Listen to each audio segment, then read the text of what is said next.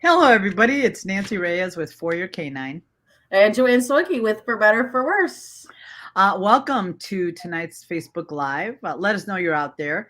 Tonight, we're going to be talking about social graces and what that means, and what to do, right? Or just to be considered, what to consider when you're out and about with your dog. So, hi, Sue. Hi, Melanie. Hi, Melanie, my breaking and entering friend. Uh, I was just sharing with Joanne a little adventure we had that we kind of probably done without, but I'll share it with you guys while we wait people to log on. My beloved, darling 4-year-old shepherd decided that he kind of likes to open doors and stuff, and he's been pretty good about, he can open stuff, but usually he's pretty good. Well, this evening, he actually deadbolted my office door closed. So no, and we don't have a key for that because I never closed my office. That was there, and we just never used that lock. So Amy, Melanie, and I tried to figure out how to get in there because he and Jive were in the office, you know, and no way to get out. So yeah, quite fun. So it's been great. Shepherds are wonderful. I love that they're so smart. I got to keep telling myself that because I'm going to kill that young man. Anyway, but luckily Melanie saved the day, called a friend, got in there, got him out, and all ends well. That, however, I probably don't want to do it again. It gives a whole new meaning to dog rescue. Oh my God, but you have to have talent to lock a deadbolt. But anywho, and my boy has that talent, I guess. Yay for me. So I'm gonna have to put combination locks on everything. Anyway, uh, uh, yeah, he might learn the combo, Melanie. That's the sad part.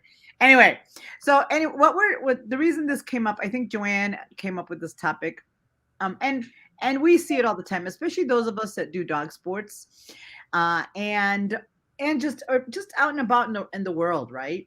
Um, is being considerate of each other and their dogs, and being and really thinking about the journey that everybody's on with their dog, because it's easy to judge it, if the dog is misbehaving or if the dog is doing something that you don't like. It's easy to judge it, but without you also dealing with it, or you don't know where that team has been, and where that what has what they've had to do to get to where they are today, right? So it's one of those things that it's something to consider. So this is not to shame anyone, but it's just to kind of be more thoughtful when you're out in the world. Yep, exactly. So I think we've all had that moment where, right, maybe a dog's barking or, they're kind of being a jerk in their crate or just something, right? And you're like, oh, look at that dog, right? You have that thought kind of briefly, but how many dogs have you had where they were perfect from the get-go? We always kind of forget what it was like in the beginning, and now we have these really tried and true dogs. So this is sort of a message about like kind of pay it forward as well as try to inhibit behaviors that might set off other dogs. And we shouldn't all live in a box, right? But if you know a dog is struggling with something, um, just kind of do your best to not set that dog off. Right. Hi, Don. I miss you guys. Give my big, lovely other Doberman love a kiss.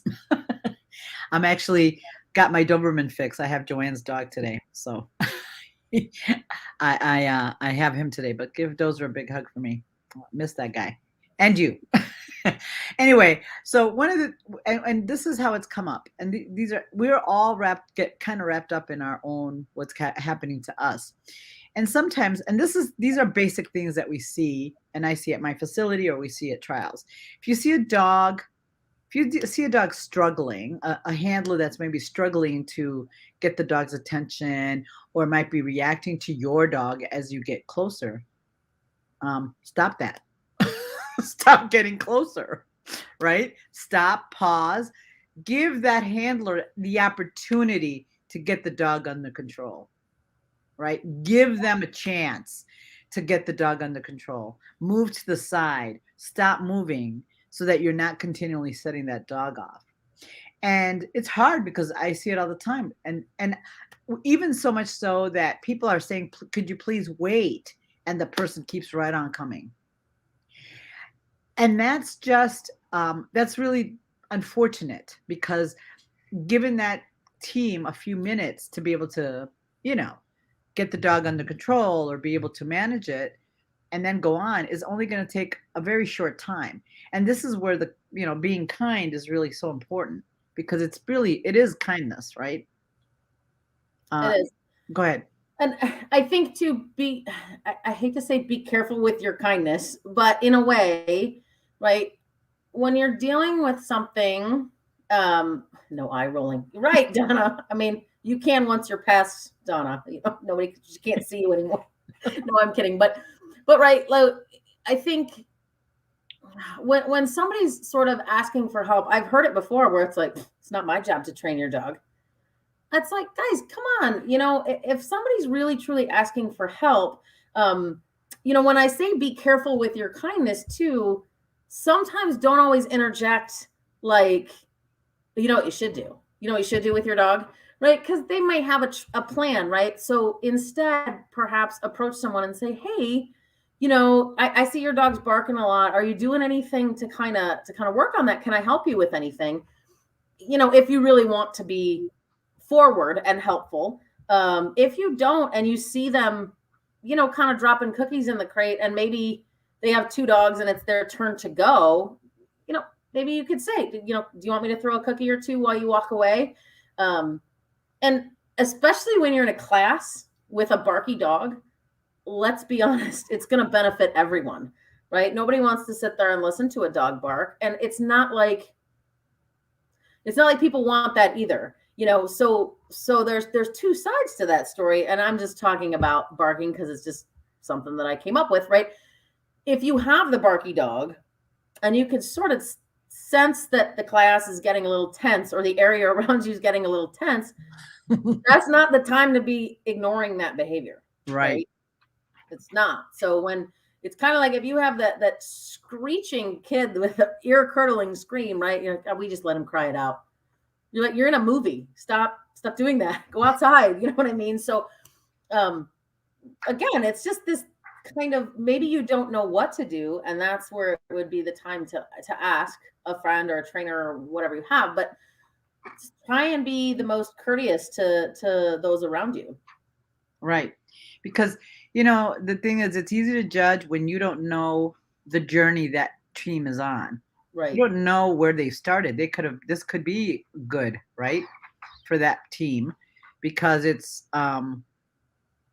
because that, so you don't, everybody doesn't know where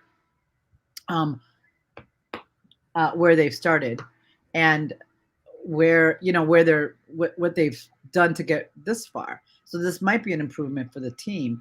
And it's hard when you're trying to work on something with your dog and somebody says, oh, I can't believe you did that or whatever, when they've worked so hard to get to that point.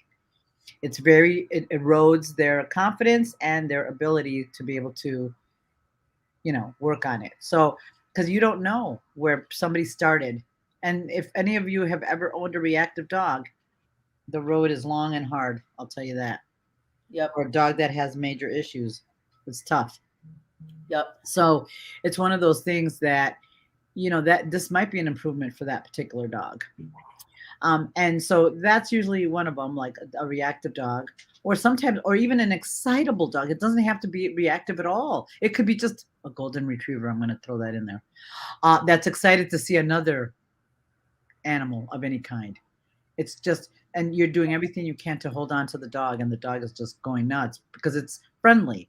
So it's not always about the activity. It's just about a friendly, it's just about a dog being, it could be just a really, no, if your dog is going nuts and people are trying to hold on to it, stop moving towards that team, right? Yeah. Lori, I would agree. Well, Lori, I have to say, Lori said that everybody should own a dog so they can understand it. No, we had an incident at the facility with a person that had an extremely reactive dog and was very upset about the behavior of another reactive dog. And I thought, I had to go there, right? I had to say, when your dog was in that situation, everybody helped you and supported you. So it's time to give that back. I had to go there with this particular client because I was like, how do you not understand? So I mean, usually, yes, most people that have been there, get it. But we had some people that it's like, oh my God, I can't believe I'm so worried about this. It's like, wait a minute. you, you had the dog that was like, not so great with, whatever it was. So yeah, it's one of those things. It's something to consider, because yeah, we most of the time, yes, Lori, most of the time people do get it and they do understand and they do are supportive and helpful, but not always. But yes, mostly. And then the other thing is, a lot of people, and I hear it often. I can't believe that dog's so out of control. Yeah, because maybe you coming at them with, at full speed with your dog might be causing some of that.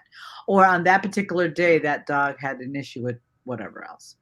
Or that issue. So it's not always reactivity. It could be a very nice, lovely, friendly golden retriever that goes nuts when he sees another dog, which we've never seen that ever. Today had lots of goldens.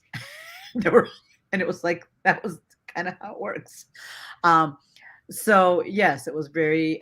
So it's really important that we really think about that. It doesn't mean that the dog's a bad dog. Maybe the handler's working on it. Maybe the handler they've gotten this far. This is a good place for them to be, if you can believe it, right? But it's a journey, and there's no way to say, oh, we're going to get there quicker doing this or that and the other. You'll get there when you get there, right? Yeah.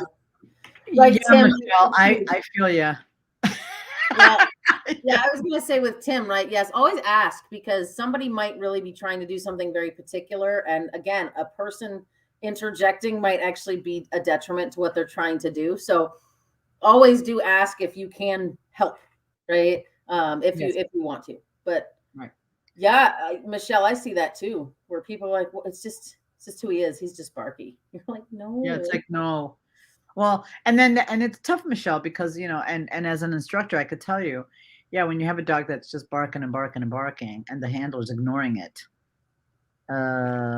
So this is where we go into training and management, right? Training is when you're able to work on it. Management is when you're just putting a Band-Aid on it. So the goal is we're all doing management or training at some point, and all the time with our dogs. Sometimes you're going to manage, sometimes you're going to train it, and it's okay. The big thing is don't always manage it, right? Don't always manage it. And in a situation where it's high intensity and busy and all that, that's not the time to be training it, right?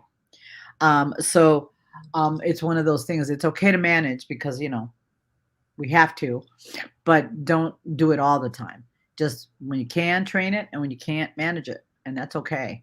But if you're in a class, like as Joanne alluded to, in a class you have a barking dog that'll bark for an hour, that's not when you're training. You're managing it at that time, at that point.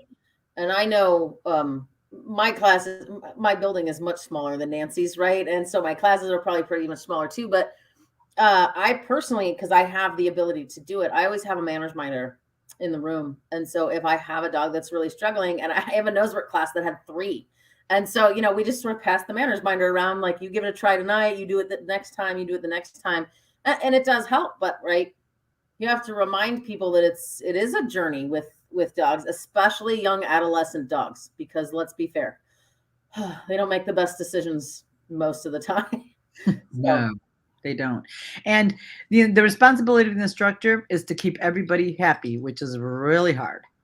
Mm-hmm. So basically, if the instructor usually knows if the people are working through, and it's the instructor, like usually I'll stop and say, how about this or how about that, and try to help with the whatever the situation is.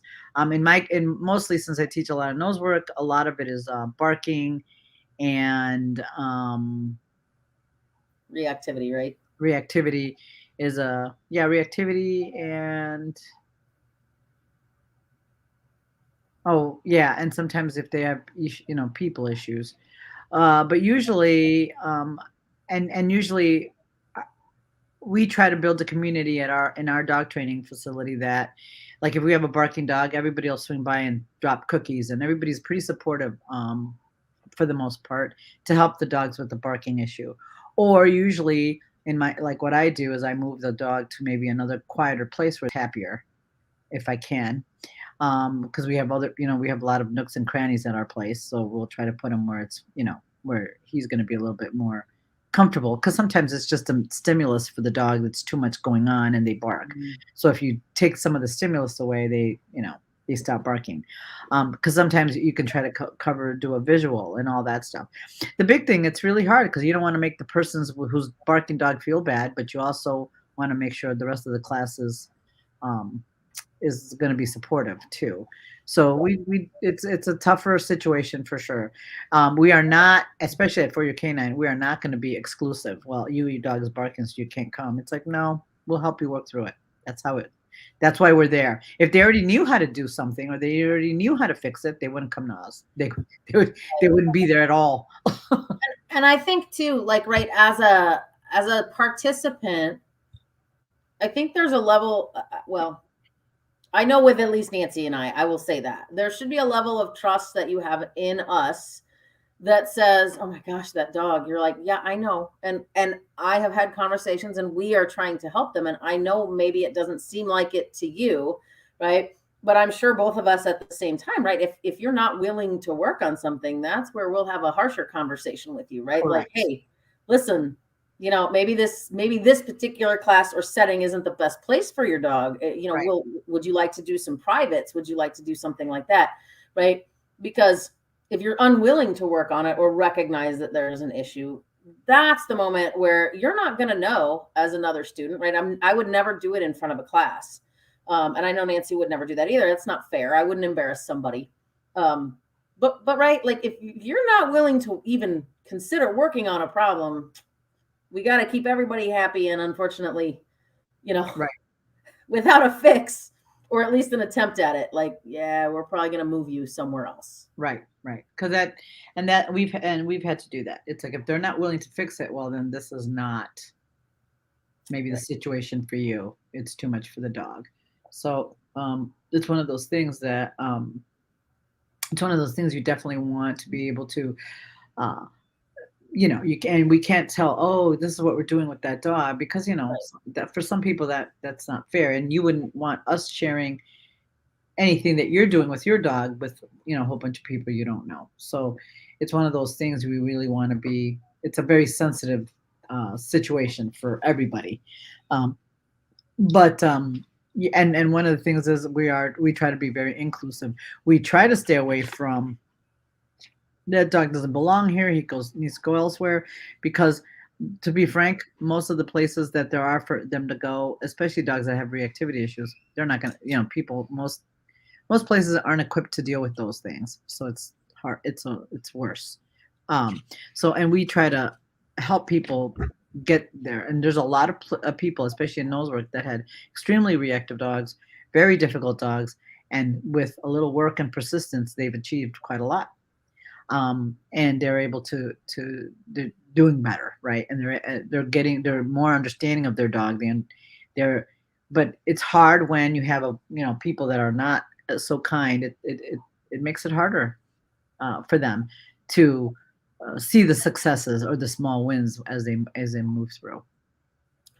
Yep. And I know, dog sports, I feel like 99% of the people, right? If they're there, they want to get better. They want their dog to be able to be included in something. And they really are there to learn and be better, right? Beginning obedience.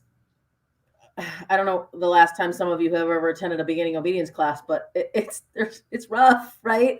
Um, I mean, I know I always tell the classes, right? The first night, I'm like, please come back because this is the worst night ever. There's barking and carrying on, and right, we're trying to give you skills for those types of dogs to learn how to manage that, at least manage it, right? So that the dog can learn to get better and learn skills. And then, as each week goes by, it gets better and better. And, if you have the little dog in the corner where, the dog's a little shy, it can be tough. And so, I really like to try and get around and say, like, I know it's tough, it's bark, it'll get better, don't worry. And because in classes like that, nobody knows how to help each other, right? Right. So I'm a little more forgiving in those types of scenarios because those people don't, most, right? They don't have any skills. They're there to learn them. But usually in training classes, that's more so what we're talking about here, is to show some kindness and show some support for your fellow canine enthusiast. Right, because the dog sports, remember, the dog didn't sign up to do whatever sport you're doing, right? You did. So you definitely want to make sure that you give them the skills to deal with whatever you're doing. And so, like, now, at our place, we're doing 101, where the people learn, like, what's expected, because crating is a big deal. It's like people really don't want to crate their dogs. So I'll be honest, if you don't want to crate your dog, then probably no dog sport is good for you, because you're not going to be able to. Most dog sports, you have to be able to do that. So it's one of those things that we want to let you know up front, like, this is what the expectation, this is what the class is. Your dog doesn't have to be perfect, but these are some of the requirements. So that will alleviate some of the barking dogs for an hour in the crate and things like that, or be able to help people understand that that's going to be necessary and help them work on it. Right. Right. And, so I'll give you guys an example. This was 2 weeks ago. I was in an AKC scent work trial. And of course, if anyone knows, I got there a little late, whoever knows me. So there wasn't that many crating spaces open, right? And so where I had to crate, I had 3 dogs. Where I had to crate was pretty much dead center of the room, right next to the call board, right? And so it was a busy place, and they barked for a little bit and then they settled down. But throughout the first day, there were these 2 big, fluffy, rough collies. And they were white and tan. And anyway, it's like anytime either one of them walked through the frontal view of the crates, my dogs erupted. I mean, moving the crates, just barking like crazy. I'm like, what is your problem? So, right, I after the third time, and the third time I kind of saw her dog, like, right, like, oh my gosh, what's happening? So I walked over to the lady and I said, hey, I don't know why my dogs are being jerks, but they are. I apologize. Can you let me know whenever you're going to walk by so that I can manage the situation? Because I don't want them barking, and I absolutely don't want your dog to be nervous that, these crazy dogs are barking in a crate. And she was the nicest person. She said, yeah, absolutely, no problem, right? And the next day, first thing, she's like, hey, I'm going to walk by your crates right now. And I was like, perfect. Came over with cookies. Nobody made a peep, right? And you just think about that. Her dog didn't have to deal with that, didn't have to be nervous. My dogs weren't allowed to be jerks, and anyone around us didn't have to listen to that.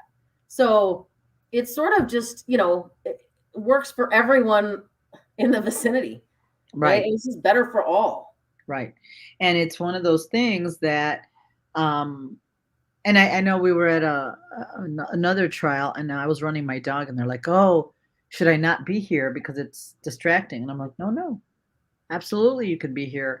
It's my, I will work on that issue, and it's good practice, right? So, and we really do, it's one of those things we need to work together. And a lot of times in a lot of our classes, we do. It's a pretty common. However, there are people that, when you're at trials and stuff, it's a lot of people that aren't together all the time, that don't see each other all the time. And so, that's where you get maybe some of the, I can't believe, what's wrong with that dog, or whatever like that. And it's like, probably nothing. And maybe this might be they might just be having a bad day. So, and that's what we see. We see people trying to walk their dog through, and people are just like walking up on their dogs like like it's not a problem. And then if something happens where you have a little bit of a snarkiness or whatever, then people are like, I can't believe when they don't take any responsibility for being part of that issue, right? Because the Right. truth is, had you just been aware, you could have just slowed down or stood back for a minute and it would never have happened because Right. it would have been able to, rebalance itself. Right. Right. And I don't do agility anymore, but I think those trials are almost sometimes the worst because the dogs are super amped up. They can see the other dogs running, right? And I think you get a lot more leaping, jumping, tugging, right? Because that's what people are doing to get their dogs engaged and warm up and all of those things. So, if it's Saturday and you've watched 20 dogs walk by this dog's crate, and when they're bouncing, the dog's freaking out, don't can you just ask your dog to walk nice by that one crate and then continue on with your tug? I mean, and that's the same for Yeah. any sport, anything, right? If you see a dog that's struggling, right? And I'm not saying you walked by and you had a little accident, you didn't know it. That's fine. Everybody, that happens, right? But if you legit know that a dog is struggling with whatever behavior walking by it, can you be kind and just that one crate try and not do the thing? It's your dog's Especially, not. yeah. Well, we see it a lot in agility, right? They play tug with their dogs in front of the other dog's crate. I'm like, oh my God. It's like, don't do that. Uh, Oh, that's really nice, Carol. yeah. Who no Gordy freezes in the ring when dogs bark. They bring lick sticks for their dog while does his run. Yeah, see, and that's what I mean. It's like dog people are pretty awesome, for the most part, and it's just sometimes as I was talking to someone today, sometimes you got to ask for, hey, do you mind, like that, like Joanne, like, hey, because like Joanne, we don't want our dogs practicing that bad behavior either. So could you let me know you're coming so that I could work on this with my dog so doesn't become an issue versus, well, it's not my responsibility. Well, it kind of, we should all be there to support each other, right? And it's like, okay, I'll just walk past, or let me, like, hey, I'm coming, or whatever. There's nothing wrong with just giving that little extra. That does not mean, however, that you should be walking on eggshells around all the other dogs either, because that's Right. also, especially for those people that that may not be trying as hard, that they're not really working on it, that the dog, it's, here's year number 7 and the dog's still doing, the same behavior. Clearly they're not working on it. Right. So then you would have a different, then the expectation would be to manage your own dog. Don't worry about the other dog. Right. And I'm just going to mention this, and these people are really far and few between, but they exist, and I've seen it. Never, ever, ever, ever set your dog up as bait to try and show a reaction in another dog. Okay? Like if you think a dog is worrisome, oh, that dog's super reactive, right? I have seen dogs put their dogs out as bait, doing things like maybe it's a tug or a bounce or they're barking or whatever, to get a rise out of another dog so they can show someone else, see, look at how aggressive that dog is. Why would you ever put your dog in that situation where something bad could happen to it? To what? To prove something to someone else? I mean, it's, if you trust that dog enough to put your dog out as bait, then really it shouldn't be that worrisome to you. And if you don't know, wow, that's a risk I would never be willing to take. Right. So they're, like I said, these people are far and few between, but they exist. Yeah. So Kim, you're yeah, that is very difficult. That is very difficult. Because it's hard not to come off as a know-it-all. Like, hey, how about trying this for a change? When they're not, how about trying this instead of, and because it's stressing out the dogs more. The truth is, and anybody who's ever tried to do that, yelling at them, which makes you feel better. I know it does me. But it's not going to correct the situation. Right. It's still going to happen. It's actually going to cause, and depending on the dog, might cause more stress on the dog. So Um, so Kim, yeah, I don't know. Um, you could have maybe asked, hey, do your dogs like treats? Can I give them a treat when they're quiet, or ask to help Right. in that way?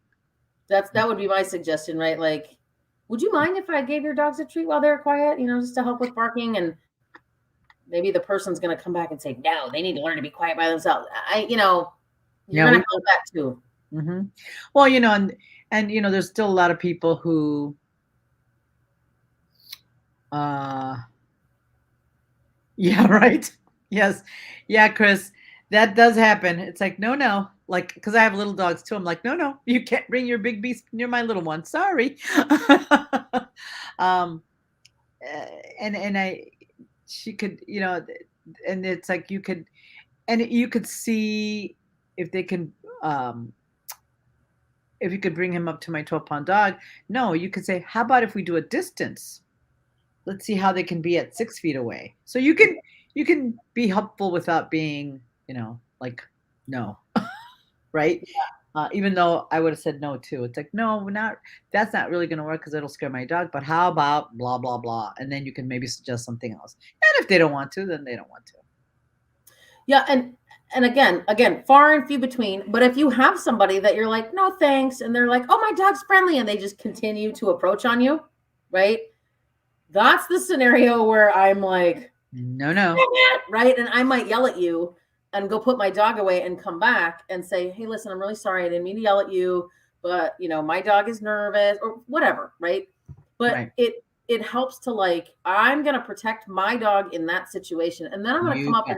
and say, listen, I'm really sorry. Like, I just felt like you might not have heard what I was saying. So I didn't mean to snap at you. Right. And so just they know, like, hey, I do care. I didn't mean to be mean, but in that moment, that's what my dog needed from me. Right. Because that, especially with the size differential, it's like, yeah, no, Can my Doberman meet your Min Pin? no. He's really nice.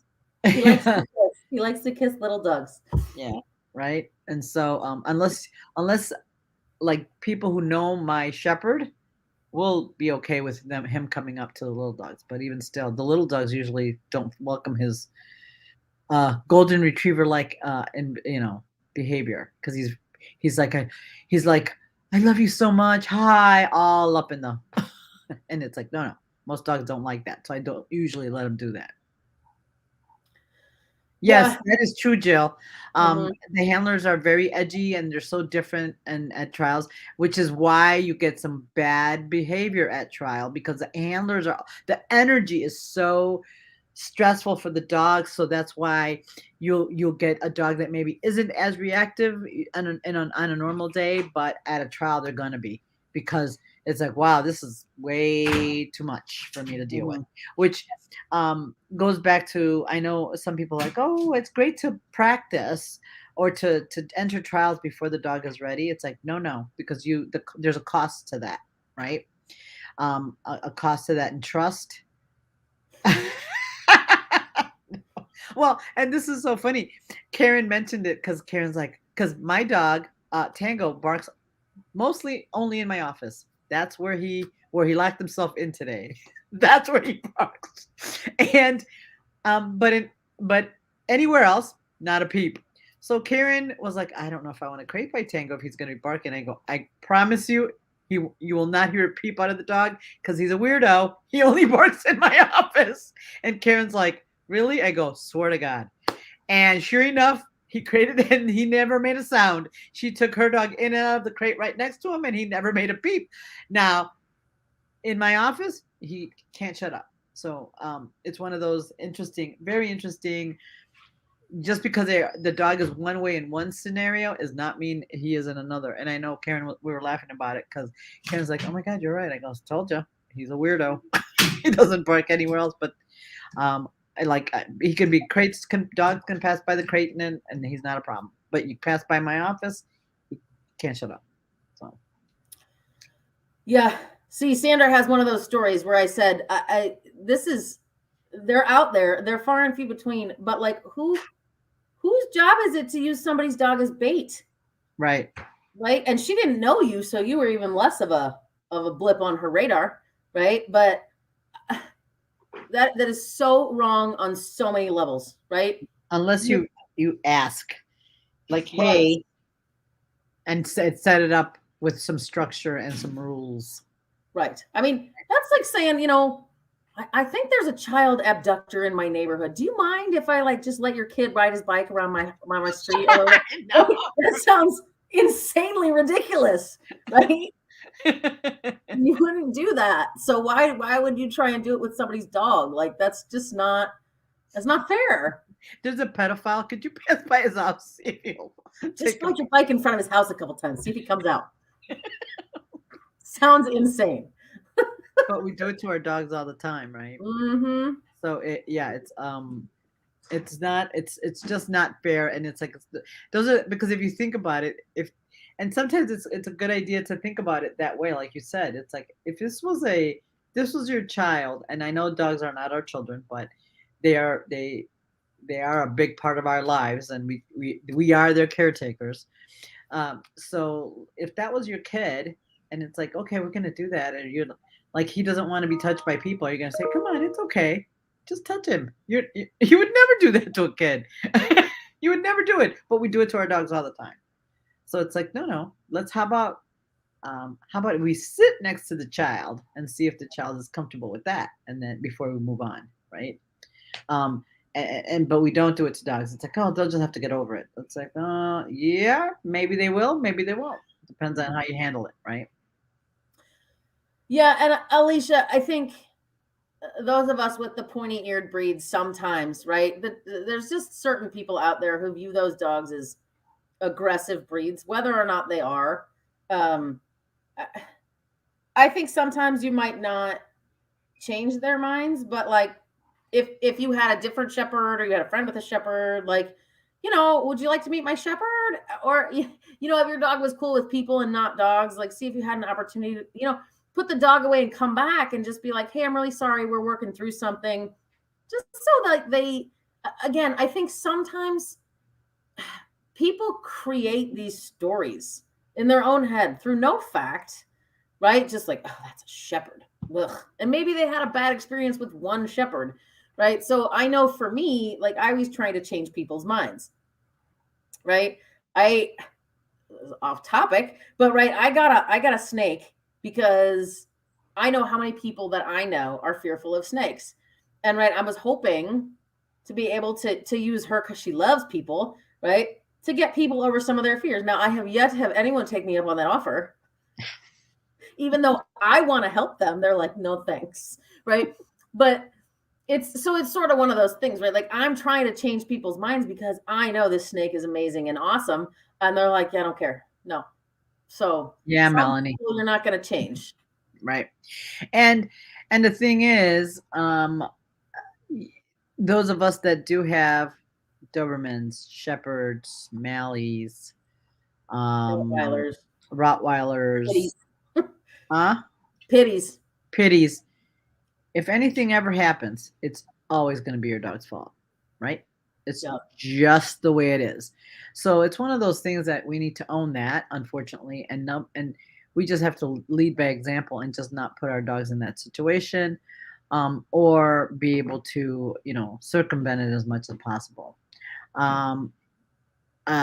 Yeah. So Tim, I'm guessing you have Rotties, but I we. And somebody came to our facility and said, oh my God, I've never seen so many shepherds in one place. I go, yeah, because most places won't work with them because they think they're all killers. And a lot of them, just like any other dog breed, have issues. It's just you hear always about the shepherds or the Dobermans or whatever. Mm-hmm. Yeah, and some of the border collies, people with border collies, they're so neurotic. Well, yeah, maybe. But but yeah, so Grace, your story is interesting, right? This just sounds like somebody who might be a little clueless, right? Maybe this is one of those kind of like beginning obedience people I was talking about. They really truly don't know.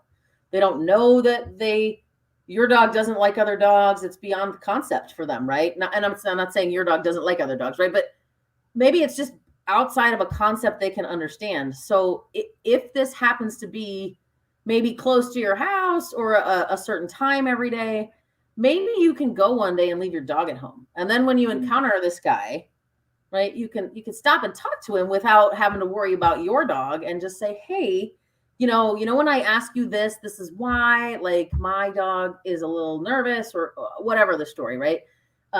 So why I'm asking you this is blah, blah, blah, blah, blah, and tell him your story so that he gets a better idea and understanding. And why he's stopping, because that's bizarre. Right. He just arbitrarily stops. Unless he wants you to meet his dog, which could be. There are people like that too, right? Mm-hmm. Like all dogs should meet my dog, and my dog wants lots of friends. Right. So. And then the other thing is passing by. I spent a lot of time reading dogs that are close by to decide about my shepherds. Well, and the other thing is, and Nancy, I'm not picking on you, Nancy, but I'm just, one of the things you want to be aware of too is how you react, even if you do have a reactive dog, or, whatever, or if you don't, what you put attention to, so is your dog. I'm just telling you. If you're going to put attention to it, so is the dog. But if you don't give it a lot of attention, your dog won't either, mostly, really. So it's one of those things, like I have, I'm very careful about my male shepherd because he's a boy and he's a very sweet boy. So I worry about other males wanting to kill him. So, because he's still packing the heat, right? He still has testicles. So I worry about that. I'm very conscious of it when I have Joanne's dog too, because while he might be a really nice dog, the other dogs that might want to meet him may not be, and put him in that situation. But I don't focus on it all the time. I just always double check. I always am making sure I don't put him in a situation where he has to deal with it, so that way we don't have any problems. Just because my shepherd is a very, very nice dog. He loves other dogs, hasn't met somebody he doesn't like. However, I do worry about somebody not liking him because he's intact, just like Joanne's dogs as well. And while he's, handsome and very nice, we're not going to have dogs meet because it could go pretty badly. So I don't allow it. But I'm nice about him. Like, no, it's, and I usually do explain that. Like the reason, because they see how friendly my dog is, and then they want their dog. But I can usually tell by the way that their dog is looking at my dog that it's not going to go well. So I just don't, because everybody can tell my dog's kind of a weenie, and they can size him up pretty quick. So I just don't set it up. Well, they do. Poor Tango. He is, and other dogs like you are not such a tough guy. So. Yeah. So that's a big shepherd. Yeah, but that's one of those things that you have to be mindful of, but you have to be kind to other people so they understand, right? Because they always think it's the intact males that go after the males, and it's more often than not it's the neutered males that will go after an intact male most of the time. Right. Not the other way around always, but that's how the stories are told. Got it? And I'll be honest, I had a neutered male that would totally go after an intact male. Kaiser didn't have an issue with it at all. And if the dog was intact, he was going to go after it. I always knew that. So I always had to manage that. Maybe he was just jealous. Could be. Could very well be. But yep.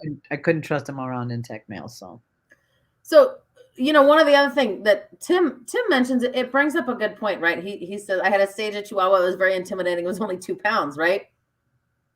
Don't forget that little dogs need the same space and care as big dogs, right? So I think, if you see the little Chihuahua like, nah, right? Or you see a big shepherd doing that to you, which one are you going to respect more? Right. Shepherd. And why? Because he's big and he can hurt me. What's a Chihuahua going to do? Right? Nip my ankle? Not fair, right? That dog is exhibiting the exact same. Right. I need some space. I'm feeling uncomfortable. Just because they're little, some people just tend to go in, scoop them up. It's fine. Stop it. Right? Because they can pick them up, and they don't work on little dogs very much sometimes. Right? Not saying everybody, but I've even heard Nancy say it. You guys have heard her say it here. She's like, I had a really jerky min pin. And she said she probably, if she was a big dog, she probably would not have been alive, right? But because she was small She got and to I live. could manage her and pick her up. Yep. Because she was. So Beth, I don't know why that is. I think it's the smell. I don't know why the neutered. I know it's got to do with testosterone and lack thereof or whatever, but and I think there was a study on it that I read a long time ago. I'll try to look it up. But yeah, it's weird. Neutered males always tend to want to take on those intact males all the time. So yeah, it's one of those. It's one of those things. Not always, because you have some intact males that are jerks too, but mostly, Mhm. it's the other way around. So I'm always very very mindful of that. Yes, I have a. Yes, most females love the boys with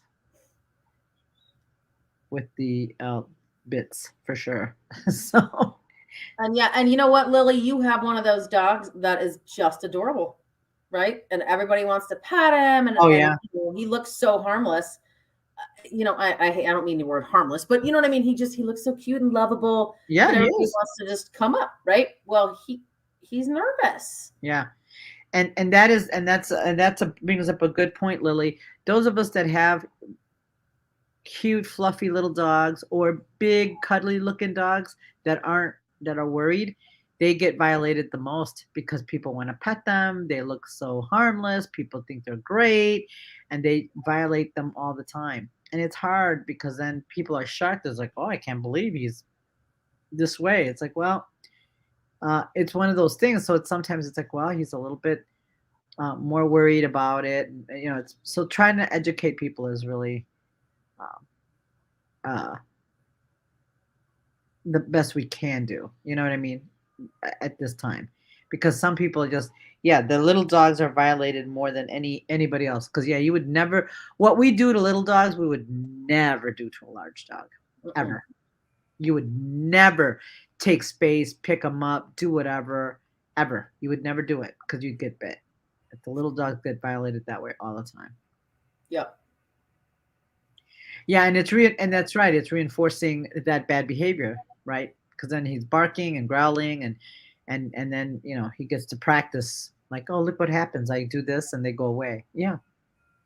So, trying to give them good. So one of the proactive ways to do, because I had my little min pin that was kind of a little jerk like that, is I had food and I had people toss treats to my dog and stand. I go, could you? We're working on distance. Could you stand X number of feet away and toss this at my dog and see if my dog will eat it? So then that way the dog has a fighting chance of feeling more comfortable around people getting into space, Mm-hmm. right? Because I had to do it with mine. Because my little girl would jump up and grab people's clothes because she was very very yeah, she was tough. She ripped quite a few clothes. Luckily, nobody runs around in Giorgio Armani at my place because wow, I would have had to repair a lot of. Nancy, for your canine would not be anymore. Yeah. No.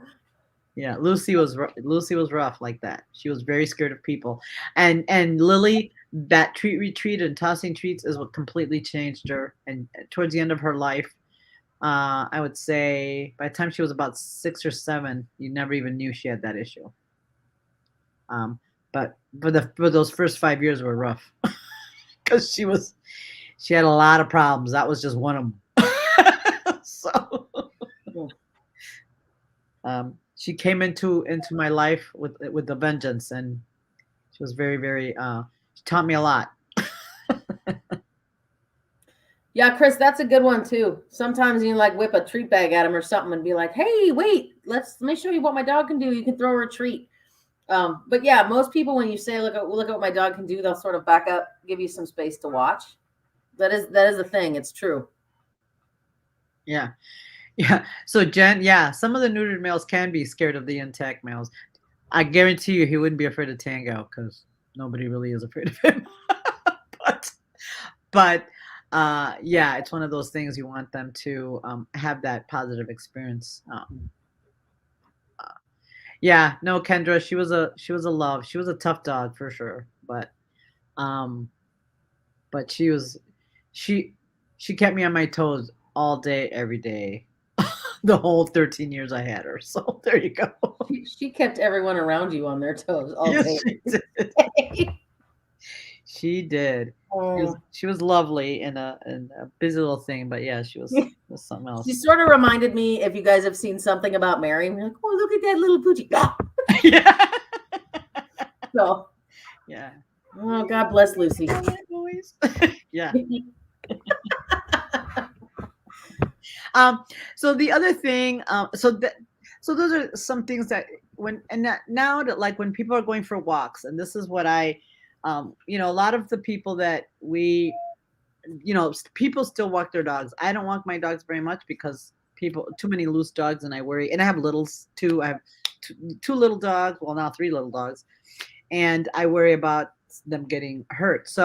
But so when you can't stop people from, not they can't stop because if you have a dog that's reactive or happy to see another dog, stopping the forward momentum, moving to the side, letting people pass. If they're not going to do it for you, you can do it for the dog, right? Right. And give them that opportunity.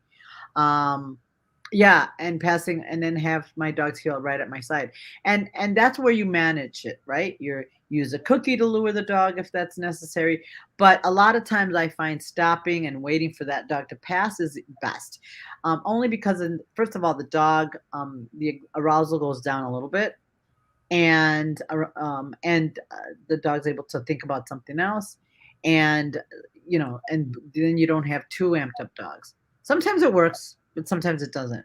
But so if the and some people are not going to cooperate, right? So then you might have to do what you need to do to make that happen for you, Yep.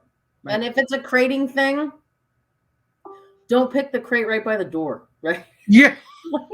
Thank you. Yes. Oh, why? Yes. He's just having such a hard time tonight because everybody's walking past him, right? Right.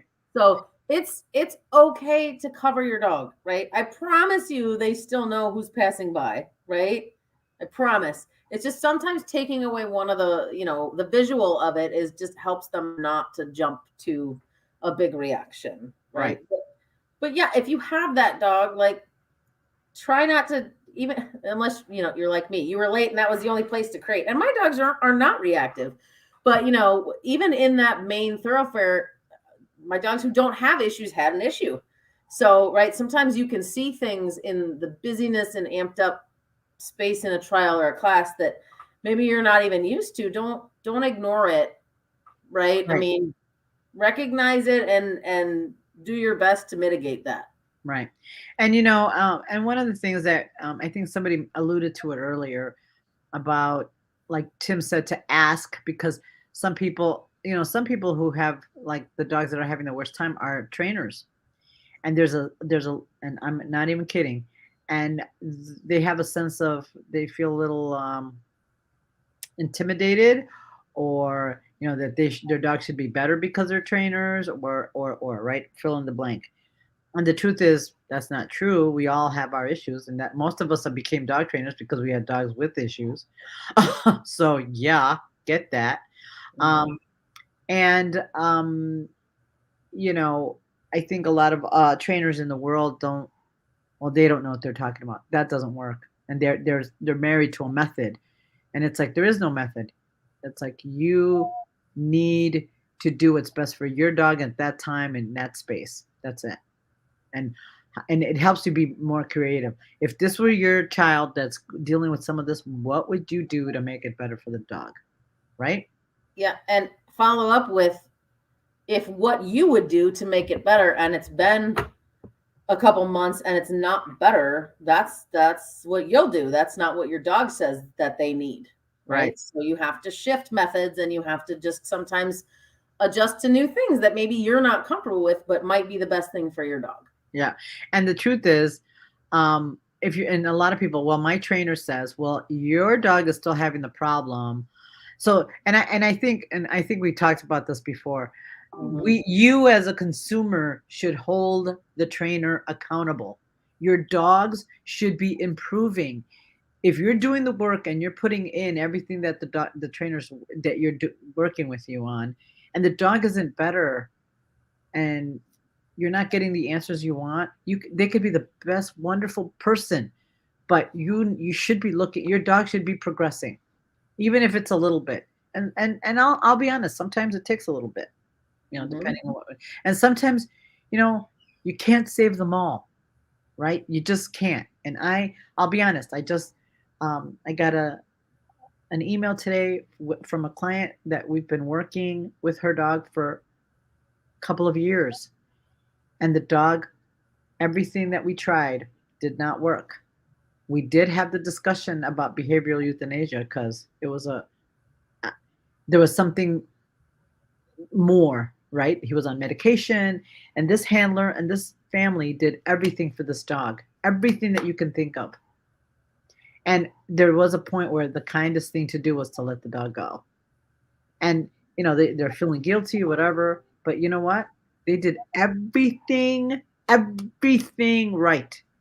And in 2 years, the progression was very limited.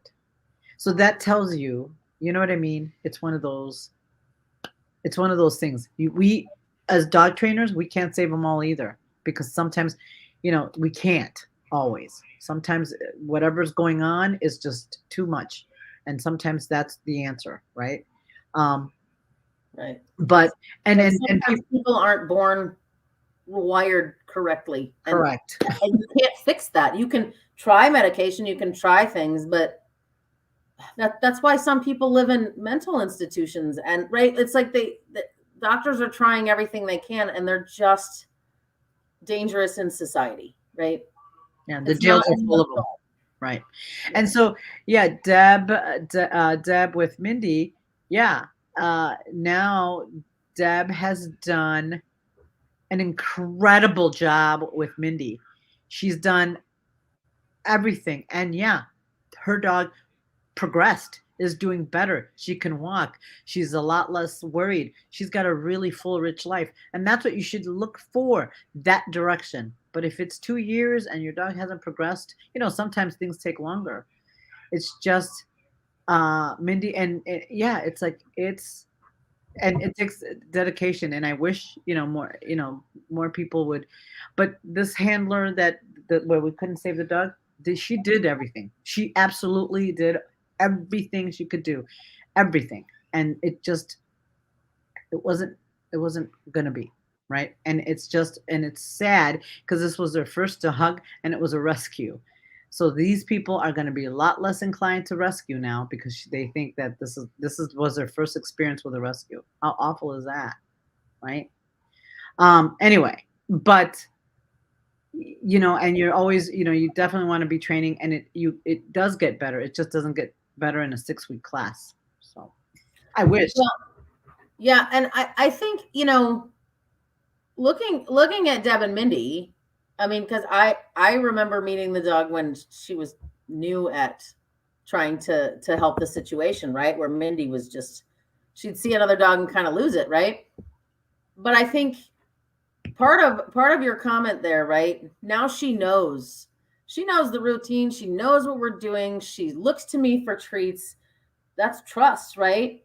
So she might still be uncomfortable about that dog, but she's put enough trust in you to help her through that situation. And that's what we're looking for, right? Is trusting in the people to help the dog. And in all of these situations, right? Sometimes it's fear, sometimes it's over arousal, sometimes it's whatever. If you can get the dog to say, I get it, I understand what's happening here, right? And I trust the people to get me through a situation. That's all that we're looking for sometimes, right? Right.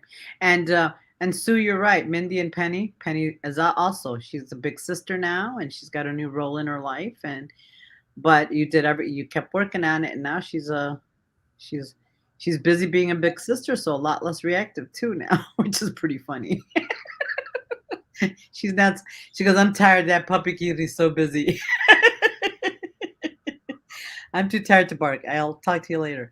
But that's the way, it takes time and effort, and and it takes a village, right? And Sue and Deb have been clients of ours for a long time. Sue for a real long time. And if they weren't getting results, they'd be crazy to keep paying me, right? I mean, I wouldn't keep paying me because I Penny's your inspiration. Yes, Penny's a great big sister. But no, I mean, they've been clients of mine for a very long time, and if they weren't getting results, I wouldn't be paying me either. Just saying.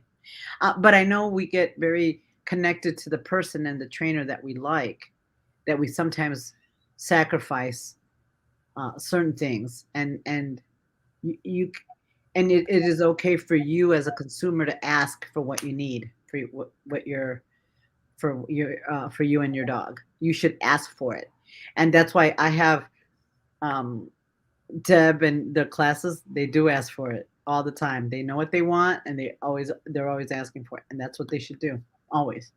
And for any trainer, not just me. And if the trainer doesn't like that, then I don't know.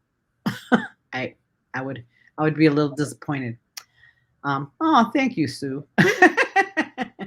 Yeah. I am worth. I do. Penny is worth everything. Oh, that's a big head. Just stop. So I think going through all this tonight, I think the main message and lesson is right. I always like to say karma comes back around. So just be kind, right? So, you never know what your next dog might need. And so everyone's here to really be a community and enjoy the same sports together and enjoy time with our dogs together. So, do what you can to mitigate that. And if you're at a sport, like you guys were saying, sometimes emotions run high. People can be a little short with each other. Even though you might have a little snippy interaction with someone, if it's meant out of kindness, sometimes just go back after you've put your dog up and just explain to them, right? Like, hey, I'm real sorry things got short, things got snippy, but this is why, and this is what I'm trying to do. And, I think sometimes it's so much better to just have that little bit of explanation as opposed to like, oh, well, this one time with that person, now I don't like her. Just explain yourself. And if they still have an issue with you, then you can't help that, but at least you tried. Right. And the truth is, we instead of, sometimes they might not, you might be able to help. And like Tim says, always ask. But always try to, everybody, especially these days, with COVID, people are still stressed about a lot of things. They're under a lot of stress and pressure and all those things. So it's really important to, and I know it's hard. It's easy to do. It's like, I can't believe, and then it's easy to just be like, well, they don't know. But the truth is sometimes we need a little pause and stop, seeing if the person's having an issue, just taking a stop, moving to the side. Waiting for a second, a few seconds is not going to kill you. Or if you need to get or if you're having a problem, come and get the instructor that they can help navigate things for you. Whatever you need to do to help, to make things fun. Classes, dog training classes, dog sports are supposed to be fun. We do it to have a good time, to be with like-minded people. So we should make it fun. You don't want to go to a class where you're like, oh my God, there's going to be this, there's going to be that. And it's not, so that doesn't sound fun to me. So you really want to set up the environment should be such that you can have fun with your dog or whatever that is. And that environment should support that for you as much as possible. Sometimes it's hard, but as much as possible. All right. Thank you all for joining us tonight. We really appreciate it. Just put that in the back of your mind. And Fido is we almost made it. Almost made it without a cameo. He's like, it's almost dinner time. Uh, anyway, have a great evening, and we'll see you all soon. Thanks, everybody. Bye-bye. Bye.